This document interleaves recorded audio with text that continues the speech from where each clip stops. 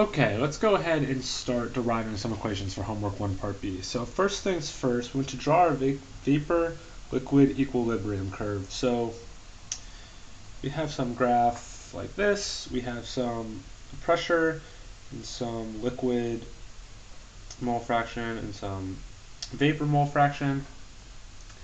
And we know that we have lines that look kind of like this. Oh, that's still yellow. I want that to be green. And we know that everything above this line is going to be a liquid, and anything below this line will be a vapor. So we can say that this is our liquid line, and this green is our vapor line. Oh, sorry, it's backwards in the camera, but you can see what's going on.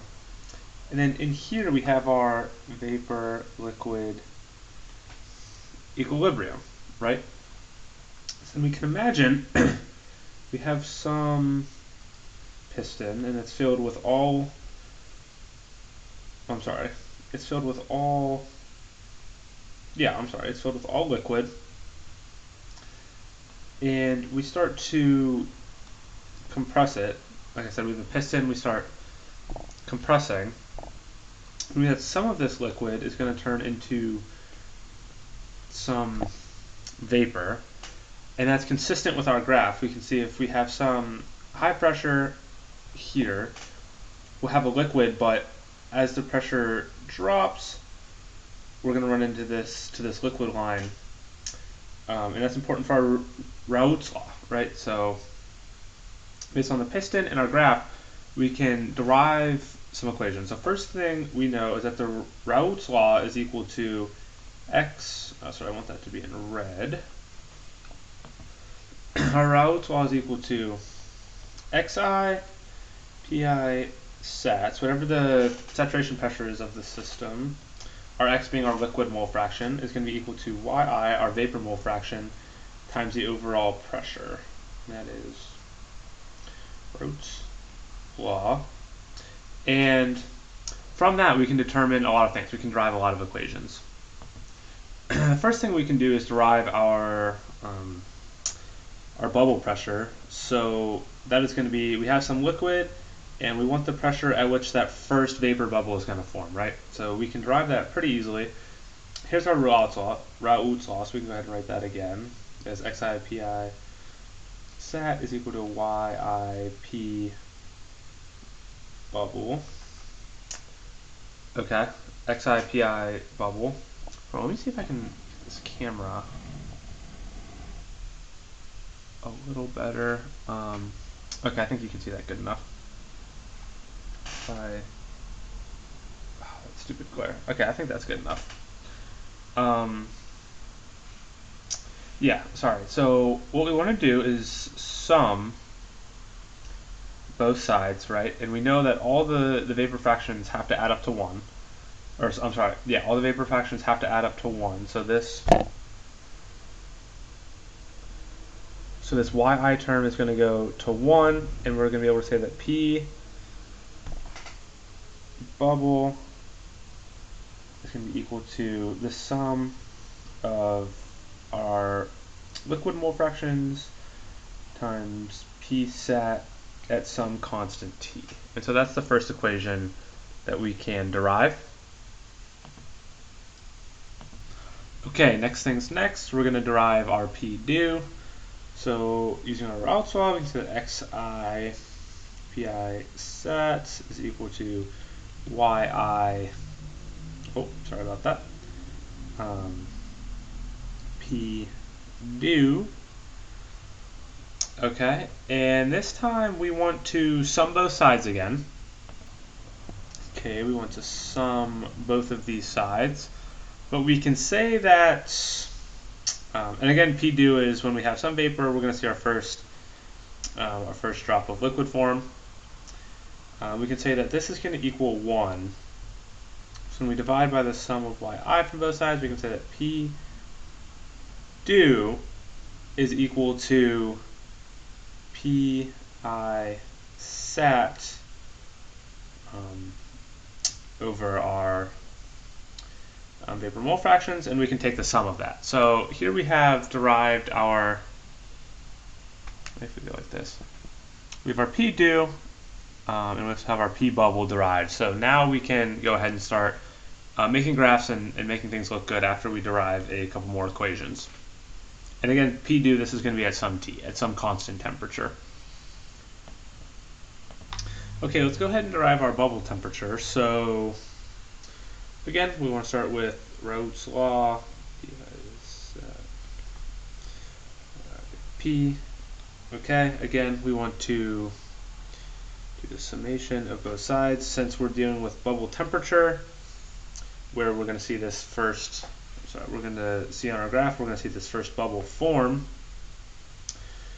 We know that sum of xi pi sat is going to equal 1, because our vapor fraction is going to be 1, because everything's in the vapor right now, times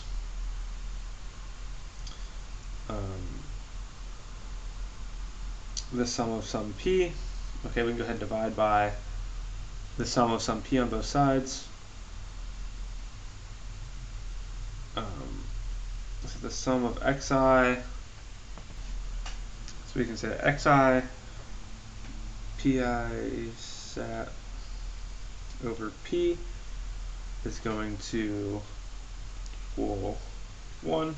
Then we can multiply by p and subtract by it. I guess we could have just done that sooner, but when we multiply p, subtract it back over, and then we can say that this pi sat has to be at some temperature, like we said earlier. We said that, oh boy, we said that here. We know that P sat is going to remain constant, so that temperature has to be something. So that's going to be our T bubble, right? And so then when we subtract over, we should see that the sum of xi pi sat at some T bubble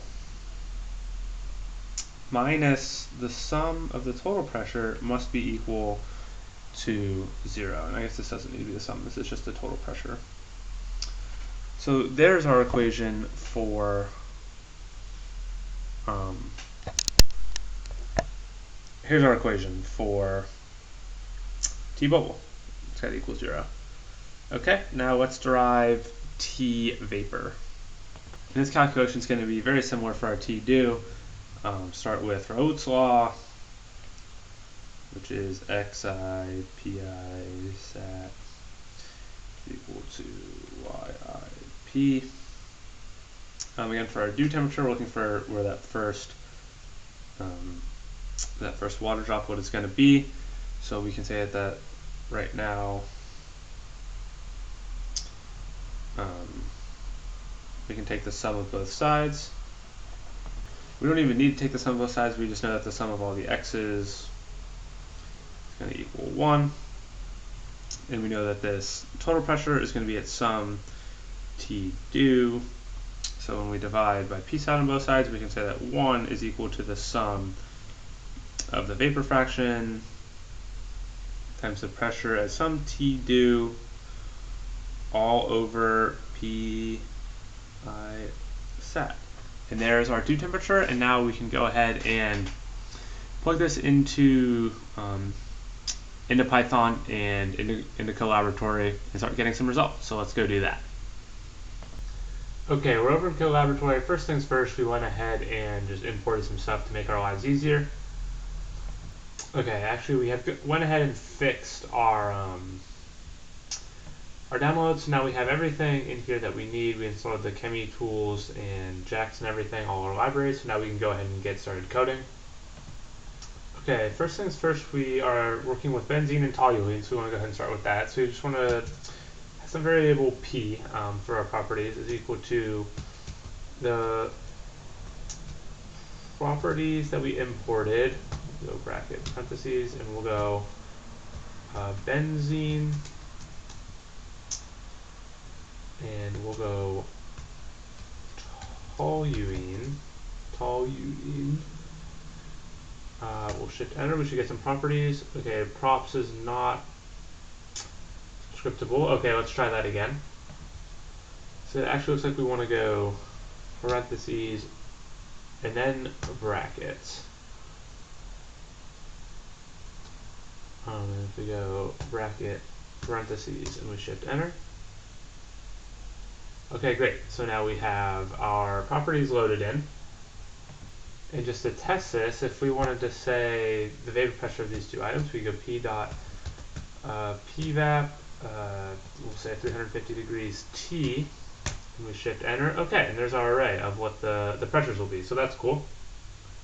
Okay, next thing we need to do is import how much we have of each item. The problem statement said 4060, so we'll find that as z is equal to, we'll make an array here, we'll go parentheses, we'll go bracket, and we'll say 0.4 for benzene and 0.6 for toluene. We can go ahead and shift enter that. Okay, and now we can keep rolling. Okay, now we can solve for our bubble T. So let's go ahead and define bubble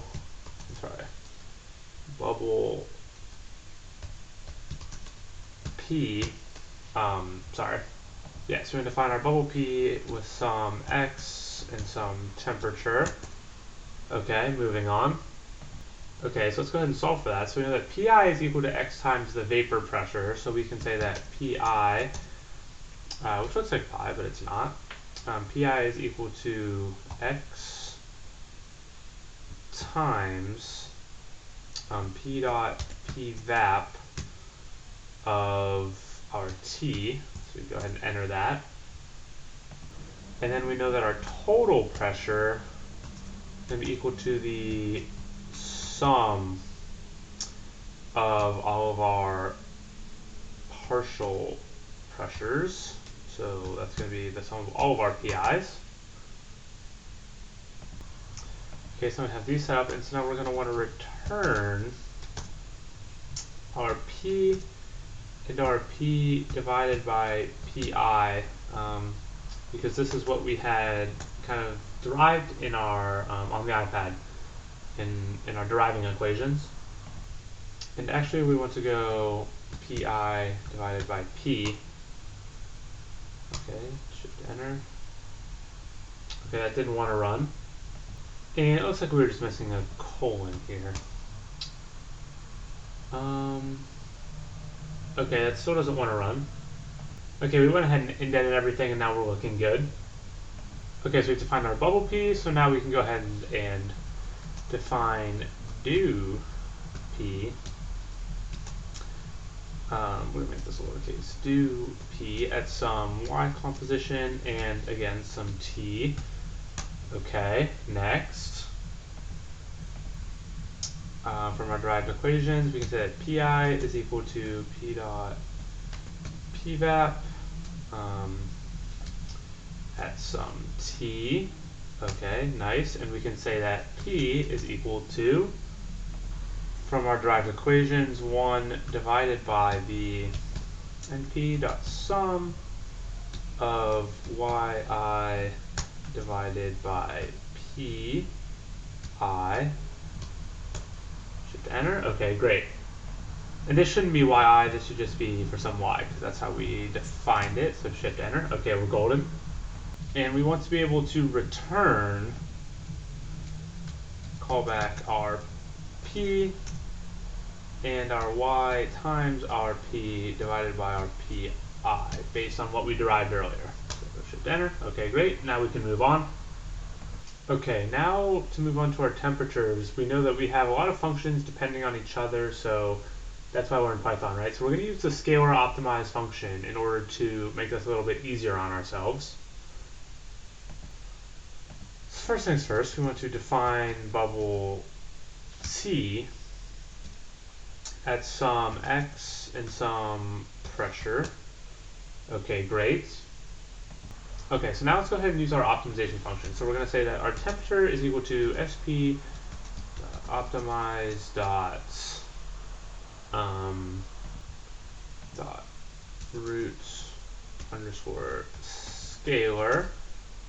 Okay, great. And now we can go ahead and start playing with our function. Okay, first thing first is we're going to input lambda t. Okay, and what this is going to allow us to do is input some function of t that's not a function of the overall thing. It's kind of just a one-time use just for this function. So that'll be super helpful. So moving on. Okay, so now we just need to add our target function here, which is going to be our bubble p, returning some x and some t. We just want that p, so we're just going to throw a 0 in there. And then we need to subtract p, and that is going to be our target function and what we are trying to optimize. Okay, next thing we need to do is make a guess. Our guess is important, so maybe we'll try, our initial guess to be 300 for our temperature. That seems like a reasonable answer. Our method, we'll use Newton, and we're trying to find solutions here, so we're going to go .root to find our answers. And moving on. Okay, that's all fine and dandy, but now we need to actually find some answers. So we want to return, what do we want to return? We want to return t, and then what we derived earlier. So we want to derive t, and we also want to derive that function, which is going to be our x times our p vap of t over our p value. That should allow us to return what we want for our bubble p. Okay, let's go ahead and shift enter. Okay, invalid syntax, no .root. Okay, let's go ahead and check that out. Okay, so it looks like we just didn't want an underscore in this lambda t. I think I was mistaken there. So now if we go ahead and shift enter, okay, that'll run. And so now we can return bubble c. Return bubble c. Okay, so that's not how that works. But if we instead just look for our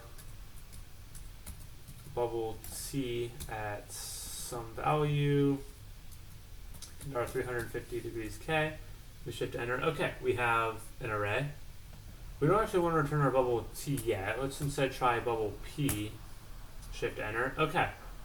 And if you look at our bubble p, this is going to be our x and our t. So it looks like our bubble pressure is here, our liquid and then our liquid composition down below. So that's very exciting. Okay, so now we can go ahead and plug in, kind of check our work here. So we can say bubble t at some value, and the pressure that we just calculated should return 350 degrees. Shift enter. Okay, and it did. Perfect. So there we have that, and then we have our x. So we have our composition, our vapor composition right before we hit that first drop of liquid is here. So perfect. We're right on track. Okay, now let's work on our due temperature. We need to define our due C at some vapor fraction. At some vapor fraction and some pressure. Okay, and go ahead and enter that. And it's going to look a lot like our calculation up here of our bubble T. So we're just going to go ahead and control paste that down. We're still working in temperature, so we can keep our lambda T. That's great. We're not working with our bubble P anymore. We're going to be working with our due P. Okay, we're going to be working with some vapor fraction. Okay, nice. .root. And then instead of returning this, we're going to return some T and our equation we derived, which is going to be y times P divided by NP dot sum of PI, I believe. Let's make sure that's right. No, that's not true. I think instead we maybe want to do p dot p dot pvap of rt. I think that should be correct. Okay, let's go ahead and shift enter. Okay, looks like it ran, so everything looks good. We can move on. So moving on, we have all of our values. We just don't have any plots, and no plot, no pay. So let's go ahead and work on some graphs. Okay, first things first, let's set up some values for our graphs. So first we'll use x1s for the liquid fractions of our first component here, which is benzene, which we defined. So we'll go win space, we'll go np dot win space. We can only go from 0 to 1 because you can only have 0% or 100%. You can't have more than that. And we'll go with, I guess 21 points. And in this instance, we're going to go at a constant temperature. So we'll say 350 degrees K. Okay, next, let's go ahead and set up a couple empty arrays. So first we want to set up PS being equal to an empty array because we're returning our pressures in our functions, right? So we can't input anything for that. We'll call on that later. And we'll also pull our Y1s from an empty array because again we are returning our Y's, right? So we will pull from those later. Those aren't just defined just yet. Okay, let's go ahead and create a for loop for our x values. So we can go for x and np dot c, and that will be for all of our x values, and then for all of our y values, which are x1s and our x2s, sorry, which we don't have x2 in here, but we know that it's just going to be 1 minus x1, and then I don't know if that needs to be x1s or x1. Let's check on that. Yes, this needs to be for all of our x1s because that's how we defined it in our lin space up there. And so if we just go ahead and copy that, shift enter, okay, that's not going to run, whatever.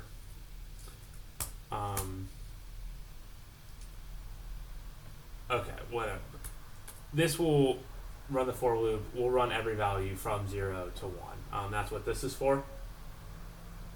Okay, now let's work on returning our bubble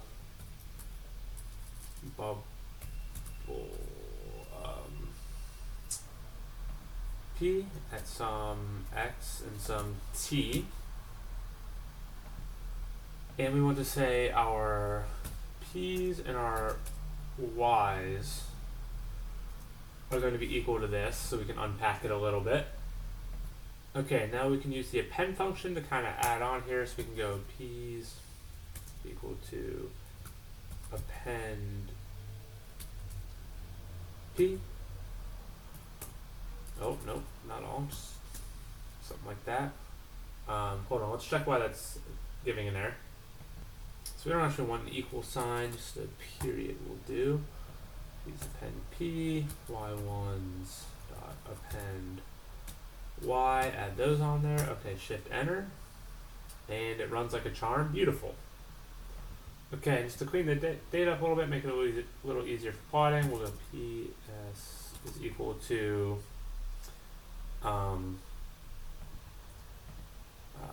numpy, just a little bit more organization. And we'll do the same for y1s.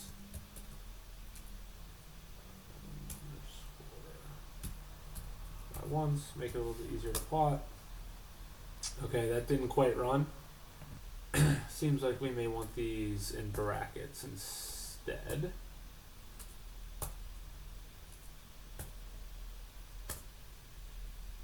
Okay, perfect. And now if we try to run our p's, okay, we get this nice array.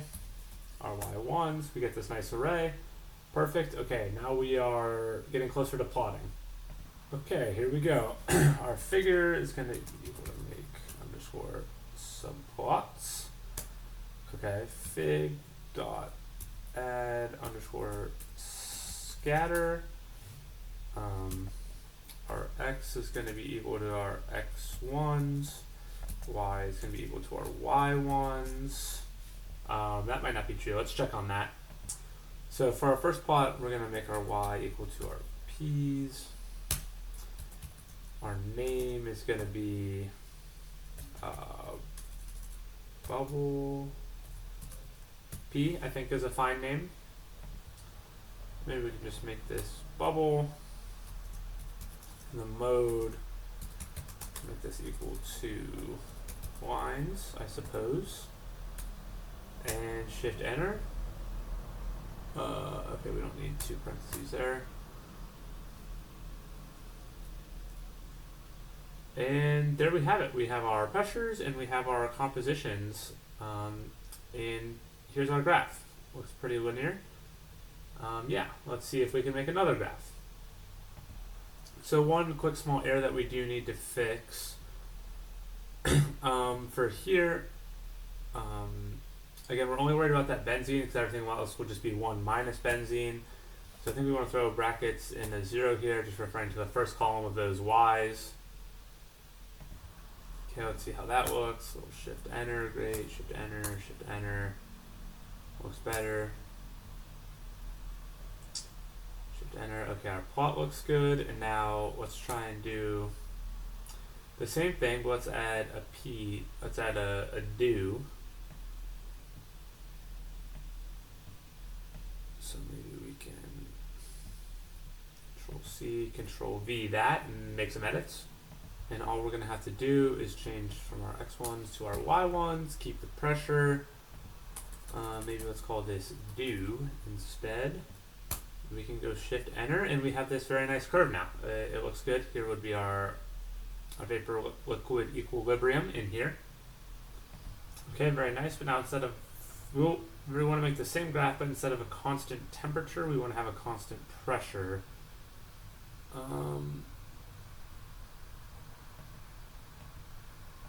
I don't remember typing that, but whatever. Okay, so we're just going to copy this down, make this a little bit easier on ourselves.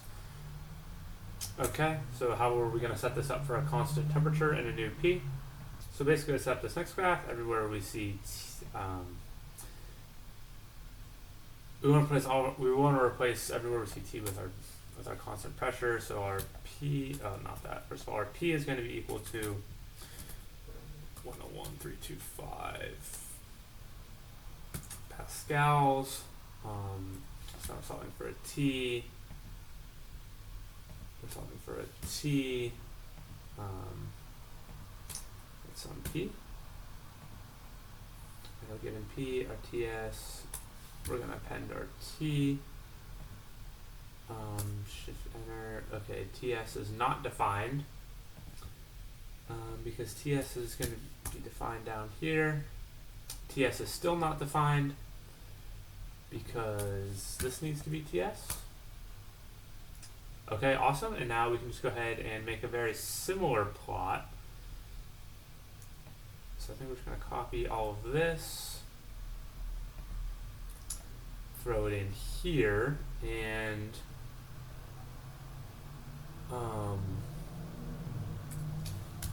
T's,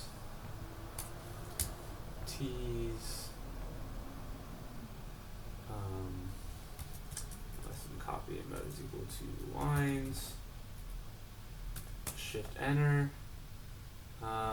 Okay, that wasn't supposed to happen. Let's check that out. Okay, it seems like we've found the issue here. So we had this TY, we're still trying to pull bubble P, and we couldn't find anything, but now we're keeping that pressure constant, and we need to solve for our bubble T. So if we shift enter that, and then we shift enter, we get this really nice graph with our vapor liquid equilibrium. And yeah, here we have our plots, and now we just need to make one more plot. We just need to add an x versus y line now, so we can probably go ahead and just do it on this graph. So we can go fig.add scatter. We'll go x will equal x1s. The y will equal the y1s. The name will be y versus x.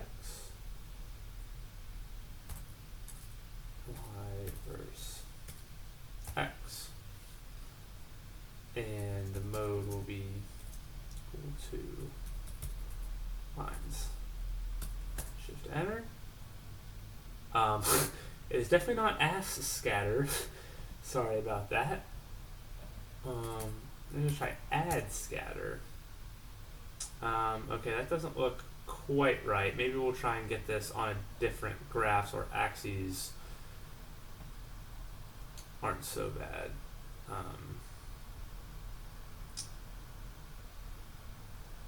So I think maybe if we just kind of copy this, maybe get rid of that.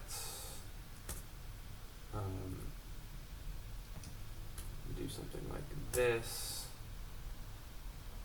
Okay, I don't really want them on the same graph, so let's work on that. I think that maybe we weren't pulling exactly the correct data, so if we go maybe rows equal to 1, and we're working in that second column now, and we go shift enter, forgot a comma,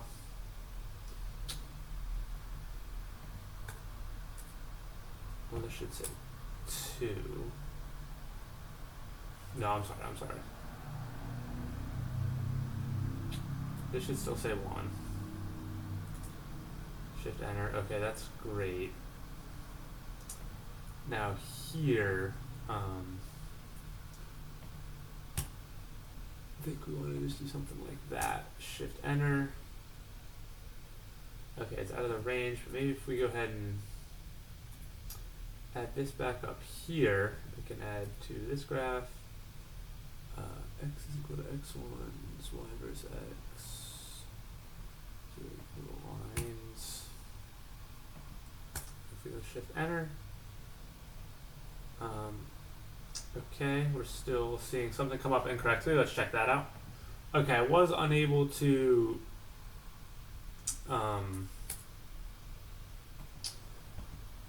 get our y versus x on our on this graph, so I just went ahead and made a new graph. I colored it off. I hope that's okay.